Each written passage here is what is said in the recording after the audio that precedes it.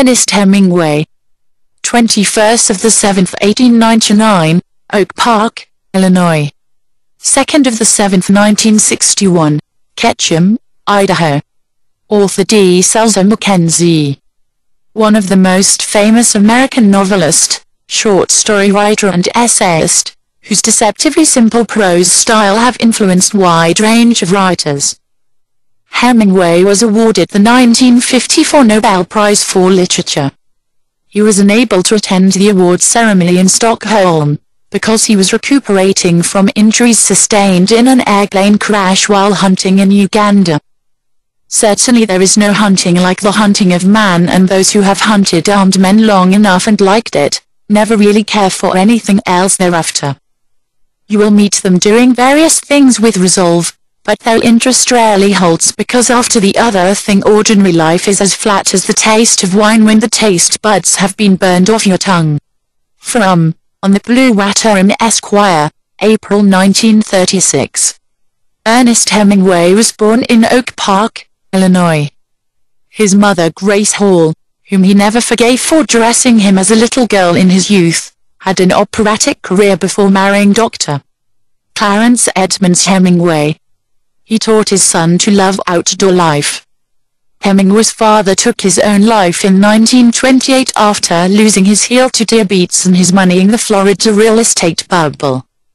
Hemingway attended the public schools in Oak Park and published his earliest stories and poems in his high school newspaper. Upon his graduation in 1917, Hemingway worked 6 months as a reporter for the Kansas City Star. He then joined a volunteer ambulance unit in Italy during World War I. In 1918 he suffered a severe leg wound. For his service, Hemingway was twice decorated by the Italian government. Hemingway's affair with an American nurse, Agnes von Karolski, during his hospital recuperation gave basis for the novel A Farewell to Arms, 1929. The tragic love story was filmed first time in 1932. Starring Gary Cooper, Helen Hayes, and Adolph Menjau. In the second version from 1957, written by Ben Hecht and directed by Charles Vidor, Rock Hudson and Jennifer Jones were in the leading roles. Its failure caused David O. Selznick to produce no more films. After the war, Hemingway worked for a short time as a journalist in Chicago. He moved in 1921 to Paris, where wrote articles for the Toronto Star. If you are lucky enough to have lived in Paris as a young man, then whenever you go for the rest of your life, it stays with you, for Paris is a memorable feast. From A Memorable Feast, 1964, in Europe, the center of modernist movement, Hemingway associated with such writers as Gertrude Stein and F. Scott Fitzgerald, who edited some of his texts and acted as his agent.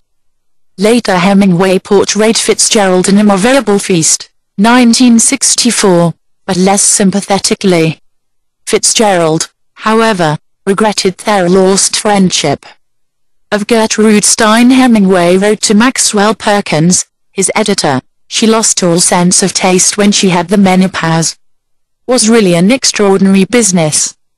Suddenly she couldn't tell a good picture from a bad one, a good writer from a bad one. It all went PhDT.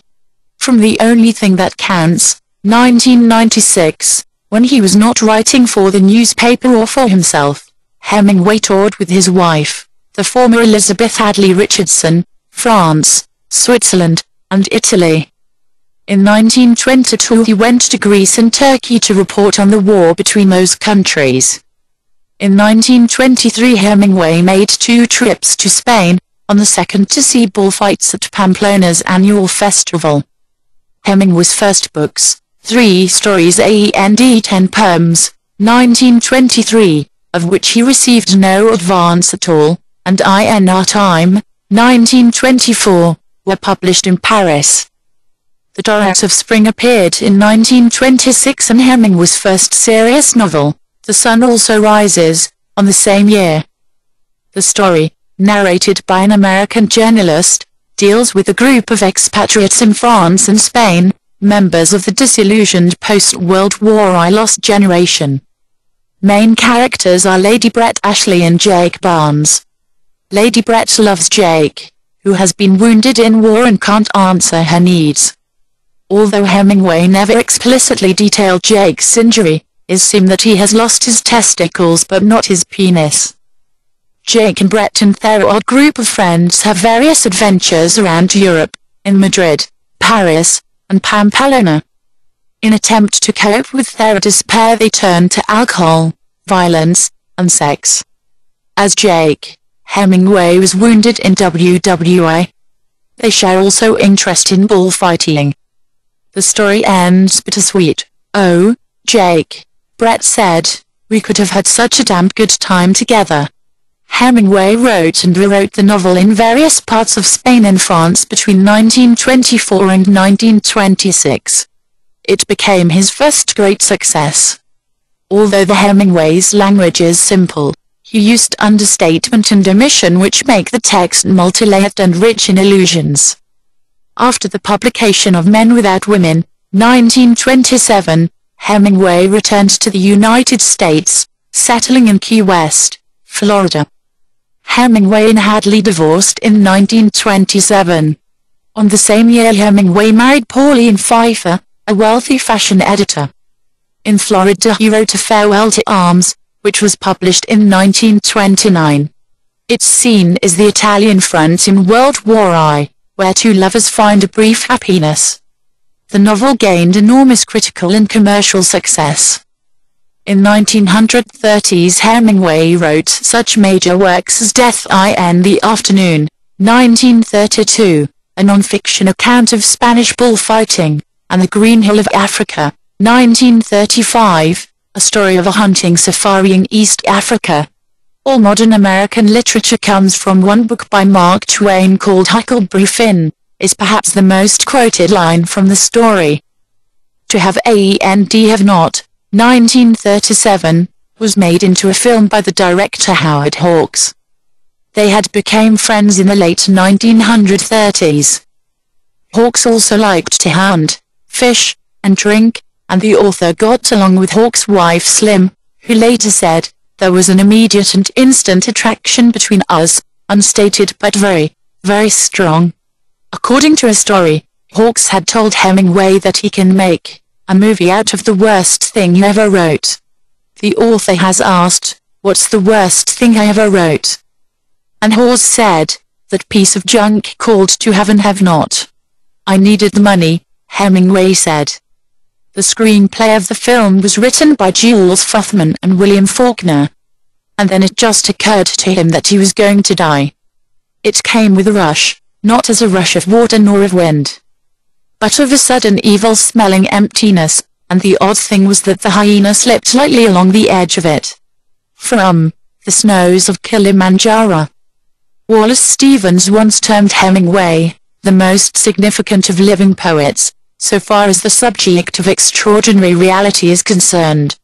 By poet, Stevens referred to the author's stylistic achievements in his short fiction.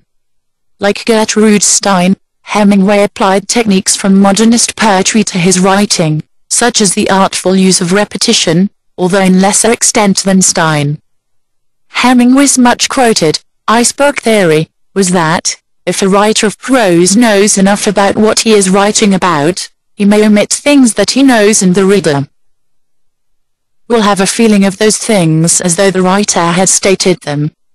One of Hemingway's most frequently anthologized short stories is The Snows of Kilimanjaro, single quote first published in Esquire in August 1936. It begins with an epitaph telling that the western summit of the mountain is called the House of God, and close to it was found the carcass of a leopard. Down on the savannah the failed writer Harry is dying of gangrene in an hunting camp. He had loved too much, demanded too much, and he wrote it all out. Just before the end, Harry has a vision, that he is taken up the top of Kilimanjaro on a rescue plane, great, high, and unbelievably white in the sun. In the film version of the story, directed by Henry King, Harry does not die. Nick Adams, Hemingway's autobiographical pre-World War II character,